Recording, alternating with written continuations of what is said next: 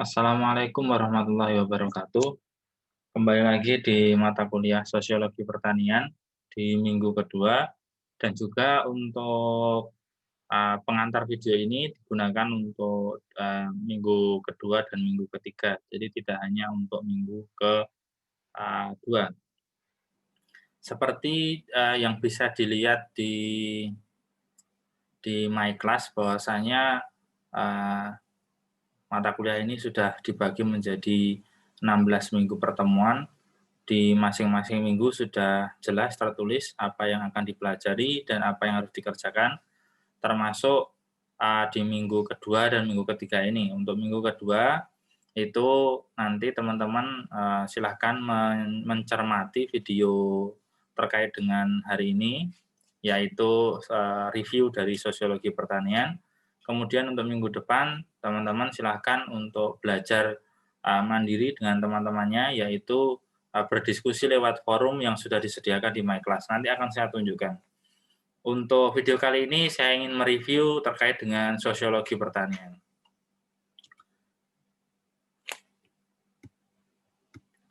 Saya rasa teman-teman sendiri sudah mengenal dan juga sudah banyak paham terkait dengan sosiologi pertanian karena memang sosiologi pertanian itu sudah dipelajari di semester kemarin atau semester 2 ya, dan ini semester 3. Di mana sosiologi pertanian itu sangat penting bagi seorang peneliti, bagi seorang mahasiswa, atau orang yang ingin mengembangkan dunia pertanian. Karena dengan mempelajari sosiologi pertanian, nanti orang akan bisa melihat, orang akan bisa menilai apa yang harus dikerjakan, melihat dari berbagai aspek yang ada dalam sosiologi pertanian. Karena kalau tanpa mempelajari ini, orang hanya asal masuk sebuah masyarakat, orang hanya asal mendidik masyarakat, atau orang asal hanya mewawancarai masyarakat, nanti hasilnya akan berbeda dibanding ketika memang orang memahami sosiologi pertanian. Bagaimana struktur sosialnya, bagaimana proses sosial yang terjadi di sana, dan sebagainya. Kalau orang bisa memahami itu, nanti tindakan-tindakan yang dilakukan itu bisa diarahkan atau agar tidak bersinggungan, agar tidak menyebabkan sesuatu yang buruk bagi berjalannya kegiatan yang orang lakukan di sebuah masyarakat. Karena memang seperti pepatah bilang, di mana bumi dipijak, di situ langit dijunjung. Di mana kita masuk ke sebuah masyarakat, ya kita harus melihat budaya masyarakatnya seperti apa, struktur masyarakatnya seperti apa, agar memang ketika kita menyampaikan sesuatu, ketika kita mendekati mereka, itu bisa lebih mudah. Kalau dari sisi arti kata, sosiologi itu dari dua suku kata ya. Yang pertama logos yang artinya ilmu, sosio yang artinya interaksi manusia. Jadi ilmu yang mempelajari terkait dengan interaksi manusia. Nah, interaksi manusia sendiri pastinya ada banyak ya, karena memang manusia itu adalah makhluk sosial, makhluk sosial itu tidak bisa hidup sendiri, dan manusia itu adalah makhluk yang berakal itu pastinya dia bisa berpikir, memiliki ide, memiliki gagasan sendiri, dan setiap manusia dengan manusia yang lainnya itu pastinya gagasannya berbeda, cara berpikirnya berbeda, pendekatan cara mereka berinteraksi juga berbeda. Oleh karena itu di dalam masyarakat nanti akan terbentuk yang namanya proses sosial, dari proses sosial nanti akan terbentuk berbagai aspek-aspek dalam sosiologi pertanian, mulai dari struktur sosial, kebudayaan, dan seterusnya. Hal itulah yang menjadikan masyarakat menjadi dinamis atau bergerak gitu ya. Nah, kenapa kok sosiologi pertanian itu perlu direview atau perlu dilihat kembali ketika mempelajari dinamika masyarakat? Karena memang yang namanya dinamika masyarakat atau pergerakan masyarakat atau dinamisasi dari masyarakat itu bisa kita artikan sebagai aspek-aspek dalam sosiologi yang mengalami pergerakan gitu ya. Kalau kita bicara dinamika, dinamika masyarakat seperti apa? Apa yang terjadi dalam masyarakat? Masyarakatnya itu apakah hanya migrasi? Enggak.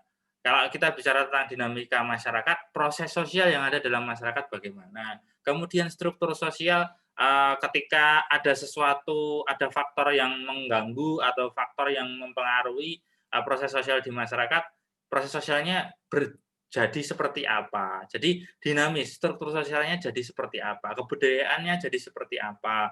Jadi ketika kita melihat atau kita belajar dinamika sosial, dinamika masyarakat, ya pastinya kita harus melihat dari sisi sosiologinya.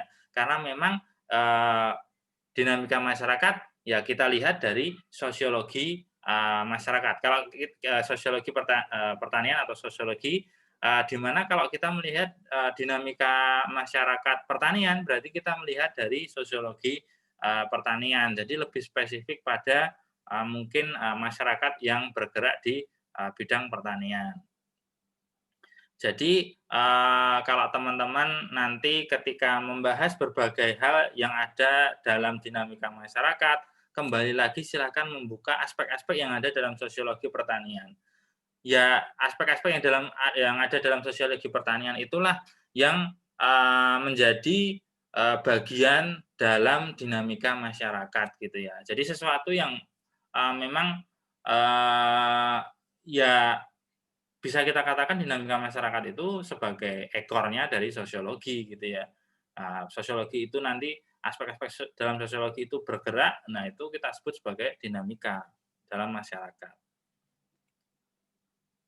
Kalau kita bicara tentang aspek yang ada dalam sosiologi pertanian, itu kita bagi menjadi dua. Yang pertama statis, yang kedua dinamis. Kalau kita bicara terkait dengan statis, itu di sana ada struktur sosial, kelompok, stratifikasi, pranata, mobilitas, modal sosial, dan kebudayaan.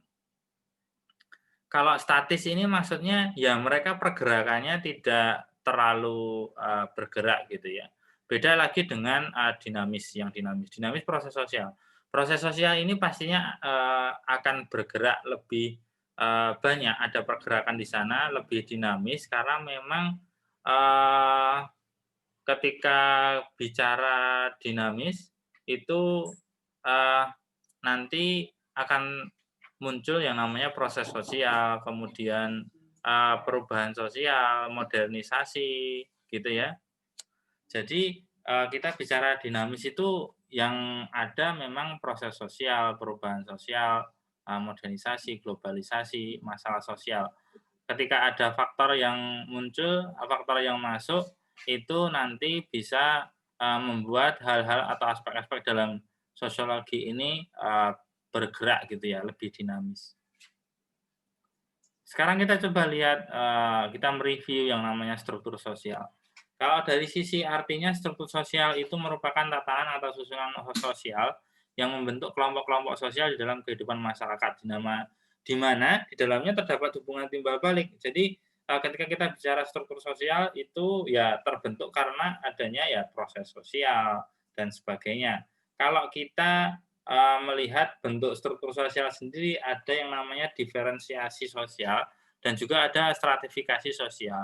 Kalau diferensiasi sosial itu dibagi menjadi ada beberapa hal yang ada dalam diferensiasi sosial. Di sana ada ras, suku, bangsa, klan, agama, profesi, dan jenis kelamin. Itu menjadi pembeda dalam sosial gitu ya, dalam kehidupan masyarakat.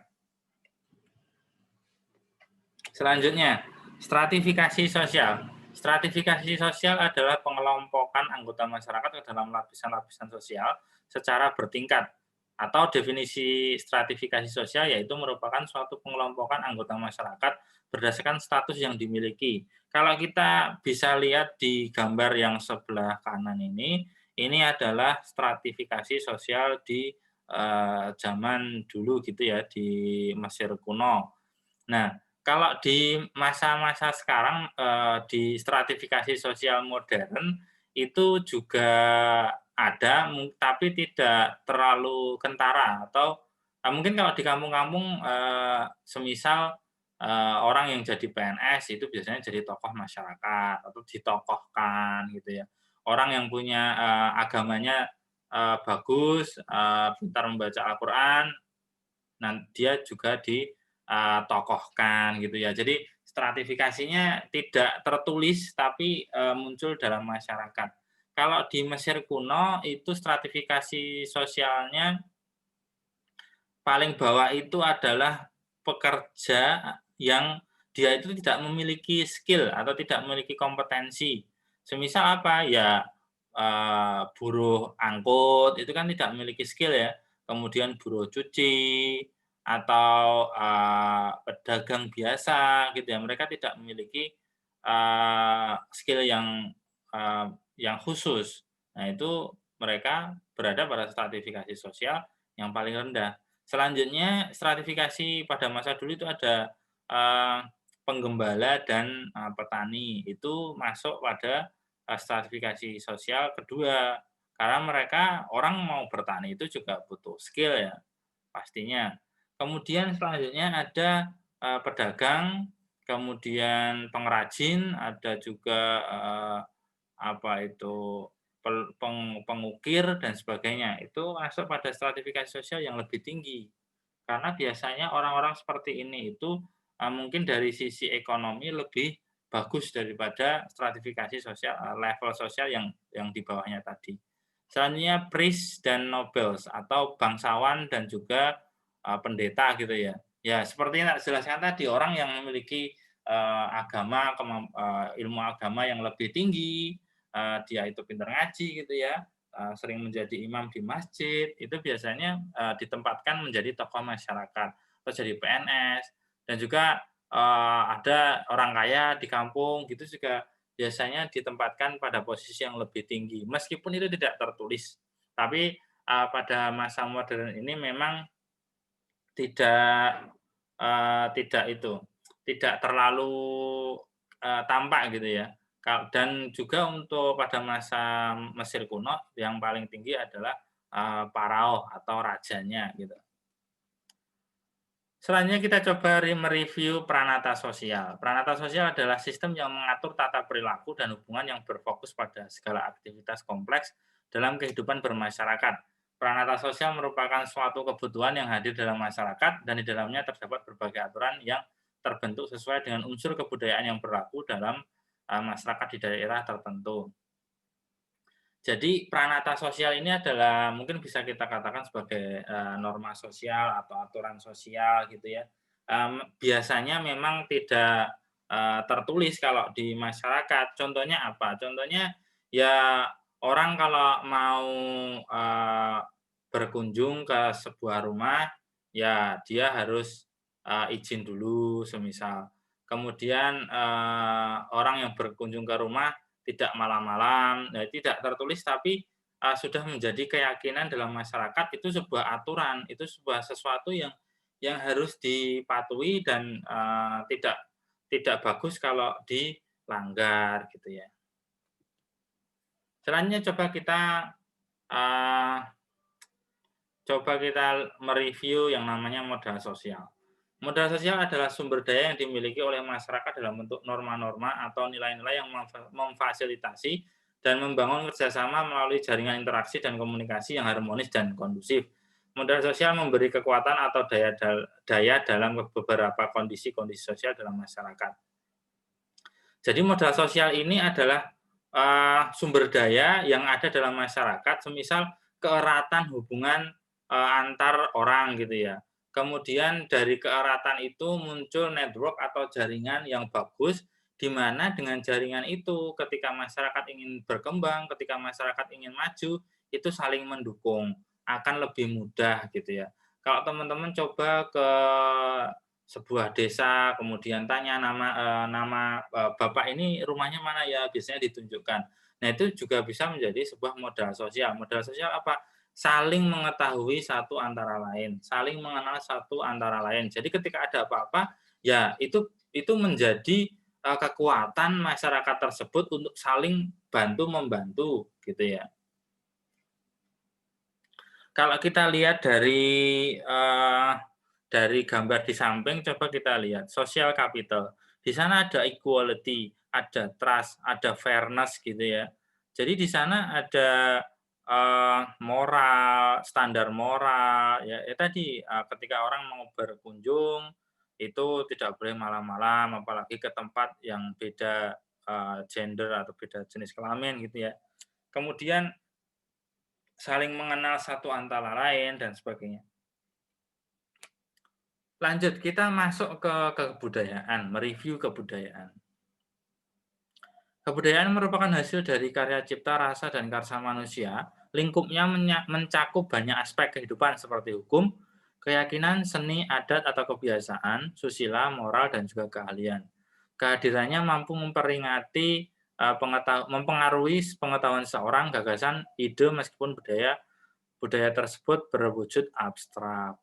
Jadi kalau kita bicara kebudayaan, itu tidak hanya orang nari, ya, tidak hanya orang memainkan gamelan, budayaan tidak hanya itu, tapi juga bisa berupa nilai-nilai, apa, nilai-nilai luhur dari masyarakat leluhur sebelumnya atau nenek moyang. Semisal apa, saling menjaga, saling percaya, saling mengenal satu dengan yang lainnya. Kemudian budaya makan, budaya minum, ada orang di daerah tertentu mungkin makannya dia lebih ke sisi asam, ada daerah yang makan lebih ke sisi manis, itu juga menjadi sebuah budaya. Jadi jangan sampai kita beranggapan bahwasanya budaya itu ya hanya orang nari, orang nyanyi, nyanyi tradisional, orang bermain gamelan dan sebagainya, enggak. Juga kita bisa bahasa itu juga sebuah budaya gitu ya, pengetahuan, kemudian komunitas, atau seni. Nah, banyak orang yang beranggapan bahwasanya kebudayaan itu ya seni itu, seni saja, enggak. Kebudayaan itu mencakup banyak hal, termasuk juga teknik-teknik atau keahlian, itu juga bisa menjadi sebuah, kita katakan menjadi kebudayaan, sesuatu yang mengakar pada masyarakat gitu ya. Selanjutnya kita coba lihat, kita review yang namanya proses sosial. Proses sosial adalah cara-cara berhubungan yang dilihat apabila orang perorangan dan kelompok-kelompok sosial saling bertemu dan menentukan sistem serta bentuk-bentuk hubungan tertentu, atau apa yang akan terjadi apabila ada perubahan-perubahan yang menyebabkan goyahnya pola-pola kehidupan yang telah ada. Jadi orang yang ketika berhubungan antara satu dengan lainnya, ada interaksi sosial, itu biasanya terus muncul proses sosial. Dan proses sosial itu ya biasanya di sana ada norma sosial yang berperan, kemudian juga ada kebudayaan yang berperan. Jadi tidak hanya asal proses sosial lanjut, karena memang beberapa hal mungkin tidak diatur, tapi itu menjadi patokan atau standar sosial gitu ya, dalam berhubungan, dalam berinteraksi antara satu dengan yang lainnya. Kemudian kita masuk pada perubahan sosial.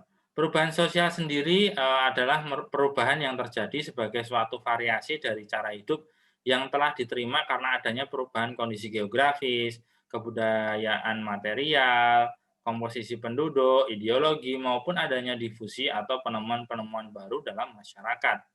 Jadi dalam dinamika masyarakat, perubahan sosial ini nanti pastinya akan banyak dipelajari gitu ya, banyak akan terjadi. Karena apa? Nanti dalam dinamika masyarakat ini ya, dalam mata kuliah ini kita akan mempelajari bagaimana kondisi sosial masyarakat ketika muncul faktor-faktor yang bisa mempengaruhi kondisi sosial masyarakat tersebut. Contohnya apa? Ada kebencanaan, ada kebudayaan, ada teknologi. Ketika teknologi masuk dalam sebuah masyarakat, pastinya dia nanti bisa mempengaruhi kondisi sosial masyarakat dan terjadi perubahan sosial di sana dan sebagainya. Jadi ketika kita bicara dinamika masyarakat ya pastinya proses sosial, perubahan sosial, kemudian modernisasi itu pasti menjadi suatu yang pasti akan dipelajari dan pasti akan muncul dalam sebuah analisis dinamika masyarakat.